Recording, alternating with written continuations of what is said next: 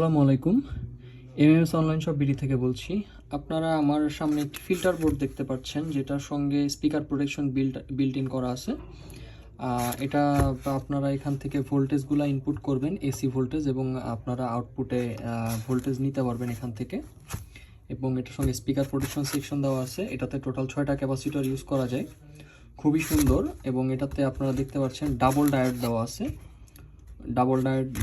যেন সিঙ্গেল ডায়োডগুলো যেন গরম না হয়। একটা ডায়োড থাকলে লোড বেশি পড়লে গরম হয়ে যায়, এই জন্য 2টা ডায়োড দেওয়া আছে। খুবই সুন্দর একটা বোর্ড।